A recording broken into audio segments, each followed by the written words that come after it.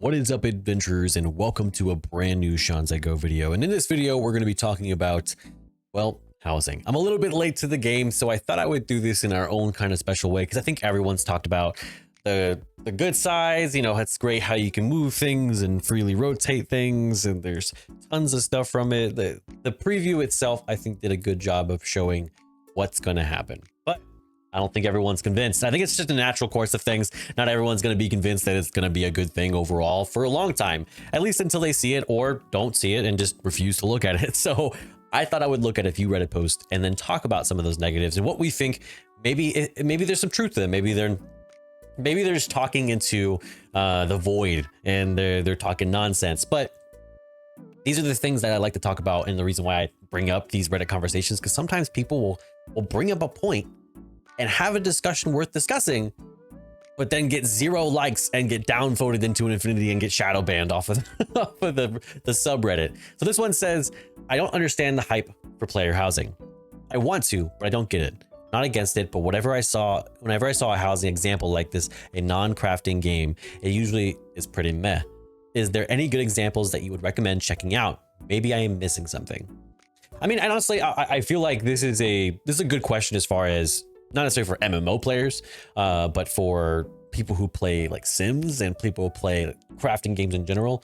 I think that there's appeals to other game genres more than there is MMO housing, because you could say something like Final Fantasy, and that's an MMO that has housing, but there's issues with housing in Final Fantasy. So I mean, the availability on its own is a problem. So I think it's best to compare it to something that's a little bit more practical, that has housing in it, and then is a little bit more centered around multiplayer play, but not necessarily like an MMO. Because while this is being put into an MMO, I think it's good to think of it as, well, think about the main tenets they're trying to express with it. They want it to be highly social. There's a neighborhoods aspect. So I think it's good to compare it to things that compare to those tenets versus just being an MMO. So I think when you put it within an MMO, it kind of limits the scope of what we can do. Now, I guarantee there's a lot of people who go, hey, we just want garrisons, but just a little bit more social. That's a low bar, and I totally respect that opinion. But I think that we should set our sights just a little bit higher. So First Wing says, a housing system can potentially add a lot of little things that can appeal to a lot of players. It will vastly depend on the sort of implementation that Blizzard ends up with, of course. For example, in other MMOs, housing always allows a new outlet of cosmetic rewards. Content and achievements can drop from furniture or decorations, which is always very interesting for people who like collecting things and farming things. Displaying those collected things is also super appealing to people who love showing off rare mounts and fancy titles. Hold on, I gotta pause. All right. Housing can also be a great social space. If the implementation includes neighborhoods or some other kind of district system, you might find you have some other peoples nearby that you can run into or check out. There may be common space, people can meet up and mingle. It also has a huge potential for role players. Depending on the flexibility of the system, in other MMOs, many players turn their housing plots into cafes, bars, nightclubs, and more to use those spaces for role-playing and social gatherings. May also appeal to some people who adore simply having a new avenue of personalization for their character. By letting them have personal space, they can spend hours making it look the way they want. Of course, it's just an example from existing housing systems in other MMOs. Blizzard's version ends up being far more limited and more akin to what garrisons were, and people will be massively disappointed. And this is what I'm talking about. I think it's a good idea to not go, let's make this like either previous iterations or like other MMOs. Because that comparison is going to be, what's the saying? Comparison is the crux of like your success. When you spend so much time comparing yourself to others, then you're just going to, it's gonna kill your own development. So I think it's best not to try to create something or redo something. We love the meme about it, but honestly, I think the days of being able to copy somebody else and do it better are kind of done. It's best to just make your own thing and make it as open as possible. I think the most popular point that I love about this is this right here with the role players piece. Not necessarily for role players themselves, but the freedom of creativity. Cafes, bars, nightclubs, being able to use that space semi-freely, or just allowing enough creativity to where it's like, okay, I can design this to look like this. And when people come by, I'm just trading like in-game items, but it's like a coffee shop, you know, in that way. Allowing that freedom to me is important. So someone could sit down, drink the item, and then the animation is there. You know, there's very little you have to do. You just have to allow the freedom to do as you choose. And I think that's what a lot of people are seeking out, is that little bit of freedom to do something that they haven't done before in a game. And that to me far exceeds Garrisons, because Garrisons just had such a limited view of what you could possibly do. See, reading this makes me think how epic it would be to have the entirety of Old District of Stormwind was an instance neighborhood with all buildings being player owned, perhaps even owning a tavern or some shop fronts. It could be cool. I doubt it will be anything good if I'll be honest. I have very little faith in Blizzard to do this properly. I will say I understand the negative perception. Of course, this gets downvoted into the ground, but I will say guaranteed this is going to be something that's not going to be fully fleshed out to the level you want it at the moment of release. It's gonna take some time. I don't think this is gonna be something that's gonna be fully like ready to go when it's first released. I think we need to kind of drop that concept of being something that's gonna happen. Think of it like transmogs. You didn't ever need that system under any situation. People want to customize their character and give them the house to decorate. It's very much a desired part of that. It's for the people who farm transmogs, achievements, and mounts. I don't get the hype either, but it makes other players happy. Why not? Honestly, what I'm hoping, this is going to be kind of antithetical to this point, but I think they should make it not just for those people. I think the obvious thing is to make it for people who enjoy transmog and people who enjoy like collecting mounts, so they can display those mounts, you know, like a stable type of thing, and achievements, titles, or whatever. I think it's a good idea to make it also for people who don't do those things. So people who go, I want a place that I can practice my rotation, and there's people who are going to all be working on rotations who can kind of coach, that type of thing. A space I can group with people to join up for mythics, so I have a place in game I can go, instead of spamming LFG, you know, and just spamming groups until one will accept me. You know, having those spaces for people who do stuff outside of that, but kind of allowing people to come together in an active space, like a meeting stone. You guys remember meeting stones? Crazy, crazy, isn't it? How we kind of circled back. We're circling back, I guess, kind of in a way. Many aspects of WoW I don't personally enjoy, but I don't take issue with those aspects because others enjoy them. Varied content creates a very player base, and that's always a good thing. I would say, I think the worry I have, and this is from all the positives, right? All the positives coming from this. The worry that I have with all these spaces for people to inhabit is, does it segment people more or less? I feel like we always feel like we're at the bottom of socialization. In my previous video, I talked about social anxiety, where players are struggling to group together because of things like anxiety, like you're worried you're going to make people upset. Does something like this push people further into those sects of like those sort of sections, or does it help? Does it help bridge that? I don't know if it does directly. I think Blizzard would have to do something to make that happen, in my opinion. So let's talk about the next one. Next one says the housing fantasy. Can you explain it to me? I used to be a WildStar player, so housing looks cool to me, but I read the Blizzard about housing. Two main points that he mentions. Having many housing zones conflicts with the second pillar in that it's deeply social. We rather basically would have a few zones be very good and fit housing very well, then have a bunch of zones and have everyone be spread out. So that's the idea, is a few zones done very well, and that's why they're limiting where housing is going to be, but also what housing is going to emulate and look like, because that's the idea. These neighborhoods are going to emulate certain areas, both for Alliance and Horde. It's not going to be sort of an extension of major cities. It's going to have a similar look and feel. That's the idea. So first comment says, do you have any friends? Ever made friends in game? Do you not remember one of the main complaints about garrisons being that people were taken out of cities into their own private instances? Why would people want to be around other people in an MMO? Can someone explain? It's kind of a rude way of putting it, but true. You know, like, I mean, honestly, I think this is something that a lot of people want everyone to be involved, not for the sake of having something else to do, but for something that the game encourages everyone to participate in some way. That way, by like by some like third party, we're introducing other people to other people in the game. We're going, hey, like there's solo play, but like in between doing that, you have this. So it would be nice. I will say something that I think needs to happen to prevent people from like struggling of where they need to stand. Because like for me, Dornegal is where I stood for all of the first season, and then now that Undermine is there, I struggle to like I'm still in Dornegal for the most part. Like so, it's like, do I need to stand and Undermine? Well, I guess I do for dailies, etc. But I hate sitting there for anything else I have to do outside Undermine.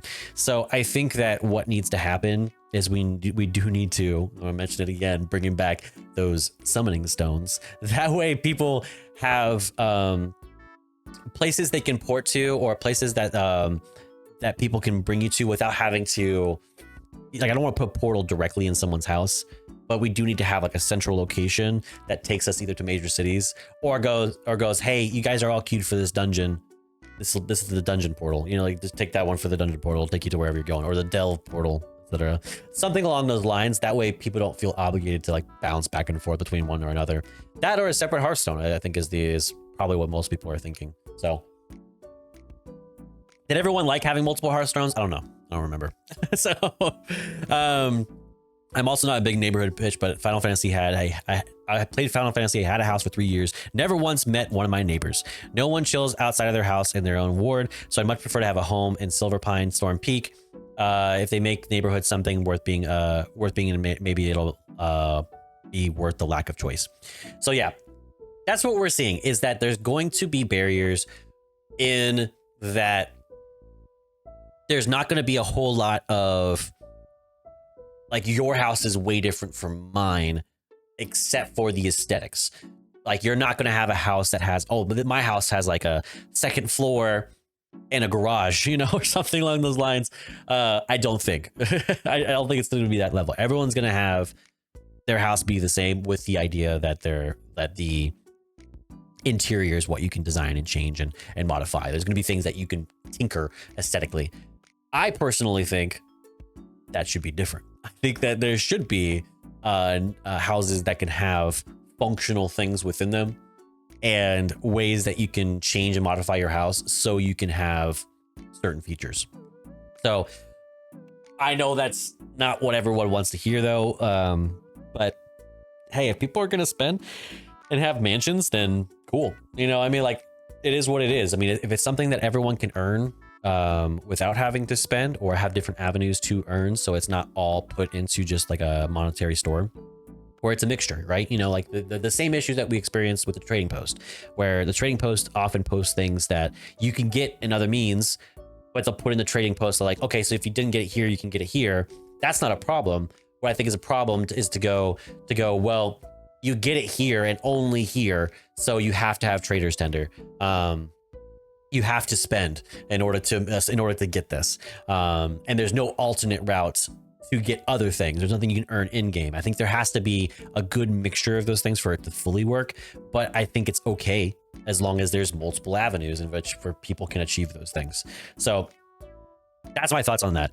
It's the closest thing to house ownership that 135s will have. It'll be cool, a little instant zone that you can make yours, tinker and design, show your friends and neighbors. It's a very wanted social feature. Maybe they need to have like sort of like what is it, like Animal Crossing has, where you can design houses as like a quest feature, and you get bonuses if like you're designing something for guildmates or your community, and you could add stuff to their house. Like, you give them a budget, you know, like a workers, like a work order, you know, and someone designs your house, and basically how you can work with that is that, okay, this person now, their full set of whatever they have, you can put in that other person's house for a commission or something like that. That way people are interacting those ways. At the very least, it'd be nice to get like house ratings. So how well you design your house gets you some sort of rating, like in Animal Crossing, to where that rating gets you something more from it. That'd be kind of cool too, just so people feel more inclined to do those things as well as everything else they're doing. It's a lot to ask, but I do think that there needs to be a feature that attends to the Final Fantasy comment, which was basically nobody interacts with each other. I think you have to have things in game that encourage interaction and people working with each other to try to actually build something in game beyond just people who love RP. I think you're gonna serve RP doing nothing. If they do nothing, you're gonna serve RP. So there's no need to actively serve that. That will come naturally. RP kind of goes in places where, as long as there's a community, people will find a way to fit into it. So I'm not necessarily worried about the RPers.